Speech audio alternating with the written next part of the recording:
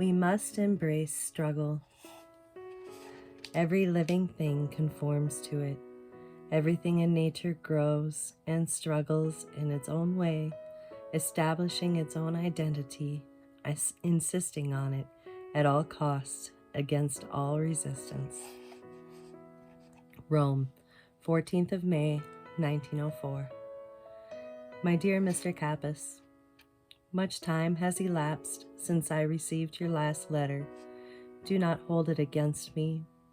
First it was work, then interruptions, and finally illness that over and over again kept me from responding. I did so wish it to come out of quiet and good days.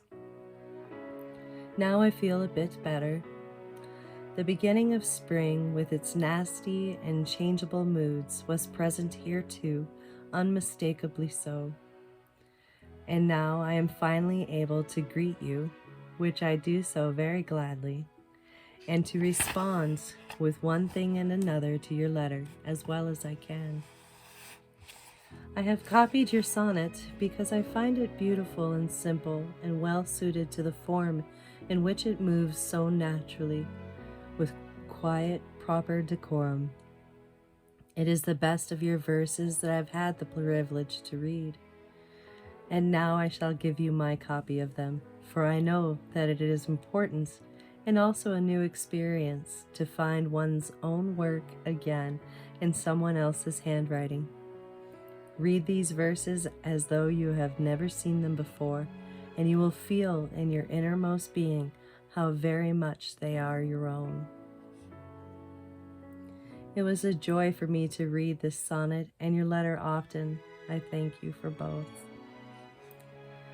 Do not allow yourself to be confused in your aloneness by the something within you that wishes to be released from it.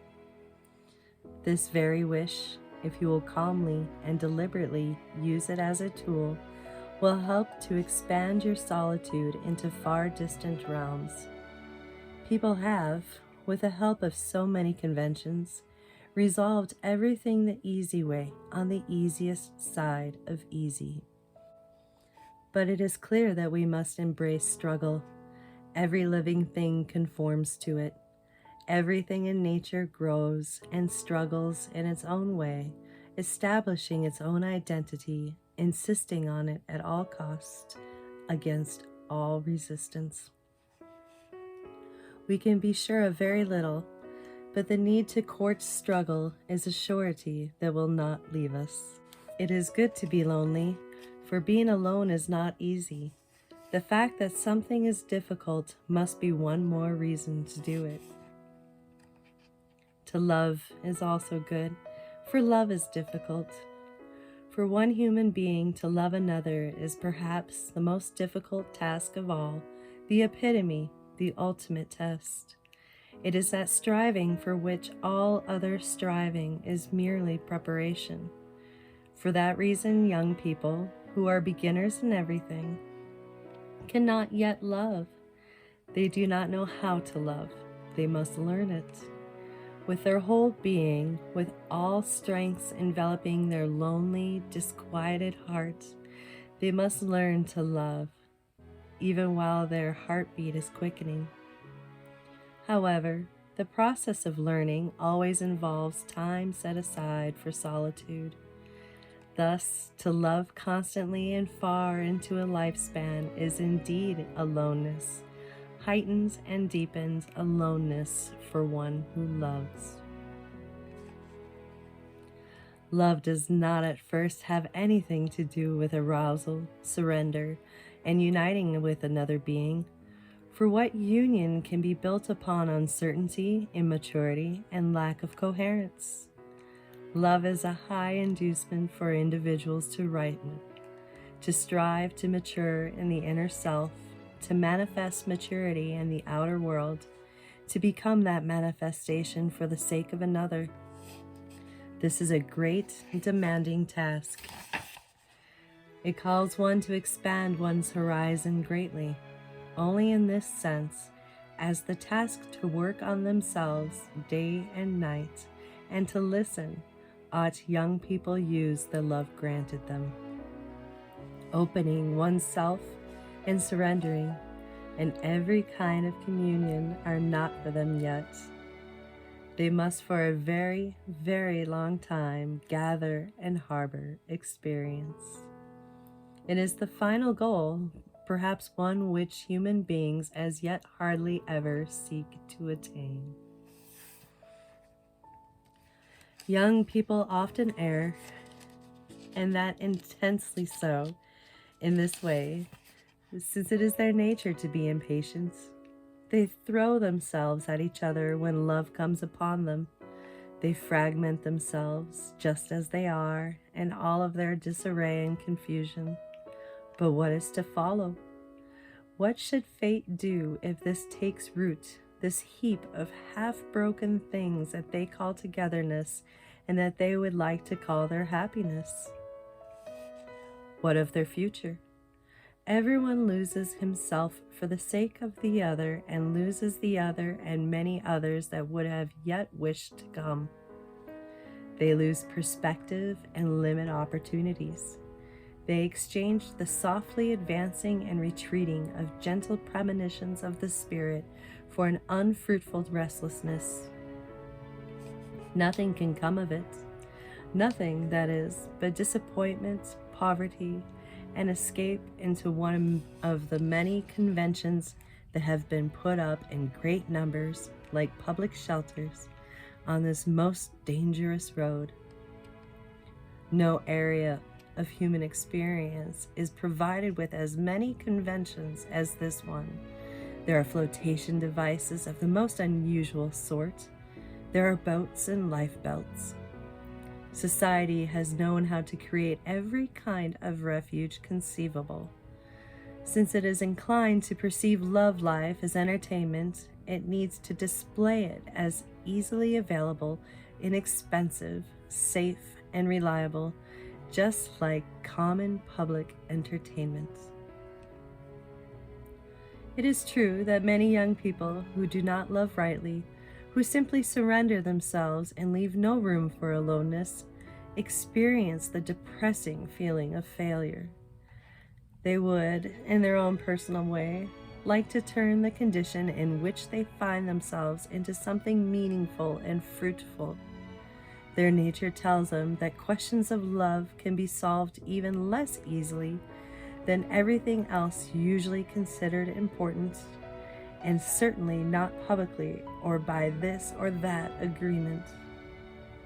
Questions of love are personal, intimate questions from one person to another that in every case require a new, a special, and an exclusively personal answer. But then, having already thrown themselves together, having set no boundaries between each other, and being no longer able to differentiate, they no longer possess anything of their own. How can they, on their own, find the escape route that they have already blocked to that inner solitude? They act from a source of mutual helplessness. If, with the best of intentions, they wish to avoid the convention that is approaching them, marriage, for example, they find themselves in the clutches of another conventional solution, one less obvious, but just as deadly. Everything surrounding them, spread wide about them, is convention. There, where a dull mutuality, prematurely established, is the basis for living, every action is conventional. Every situation leading to such confusion has its convention, be it ever so unusual, that is, in the ordinary sense, immoral. Yes, even separation would be a conventional step, an impersonal, coincidental decision, a weak and fruitless decision. Whoever will seriously consider the question of love will find that, as with the question of death, difficult as it is, there is no enlightened answer, no solution, not the hint of a path has yet been found. And for these two deep concerns that we carry safely disguised within us, and that we pass on unresolved. For them, no comforting principle will be learned, none finding general agreement. But to the same degree that we as individuals begin to explore life, to that degree shall these deep things surface for each of us in greater intimacy. The responsibility that the difficult work of love demands of our evolvement overwhelms us. It is larger than life. We, as yet beginners, are not equal to it. If we persevere after all, and take this love upon us, accepting it as a burden and a time of training, instead of losing ourselves to the frivolous and careless game behind which people have hidden themselves, not willing to face the most serious question of their being, then perhaps shall a small bit of progress be perceptible, as well as some relief for those to come after us. That would be a great deal. We are just now reaching the point where we can observe objectively and without judgment the relationship of one individual to a second one. Our attempts to live such a relationship are without a model. Yet, there already exist within our time frame some things intended to help our faint-hearted beginner's steps.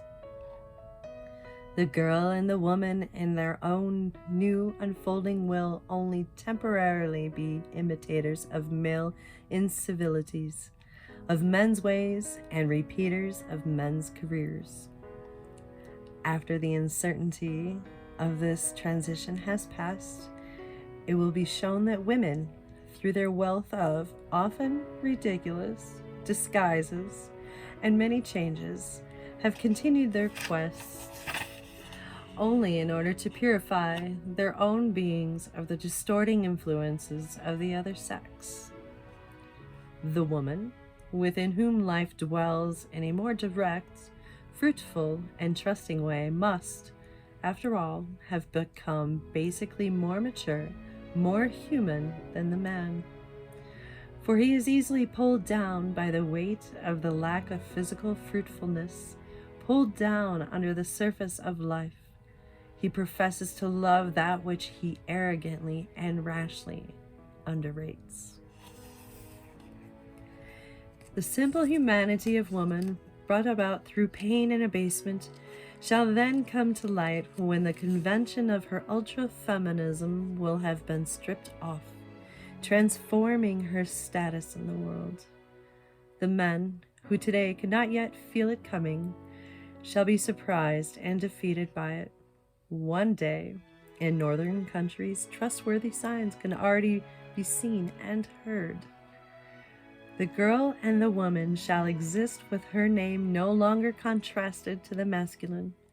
It shall have a meaning in itself. It shall not bring to mind complement or limitation. Only life and being, the feminine human being. This progress shall transform the experience of love, presently full of error, opposed at first by men who have been overtaken in their progress by women. It shall thoroughly change the love experience to the rebuilding of a relationship meant to be between two persons, no longer just between man and woman. And this more human love will be consummated, endlessly considerate and gentle, good and clear in its bonding and releasing. It shall resemble that love for which we must prepare painstakingly and with fervor, which will be comprised of two lonelinesses, protecting one another, setting limits, and acknowledging one another. And one more thing. Do not believe that this idea of a great love, which, when you were a boy, was imposed upon you, has been lost. Can you not say that since then great and good wishes have ripened within you, and resolutions too, by which you live today? I believe that this idea of love remains so strong and mighty in your memory because it was your first deep experience of aloneness and the first inner work that you have done on your life.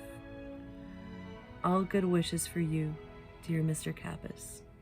Yours, Ranier Maria Rilke.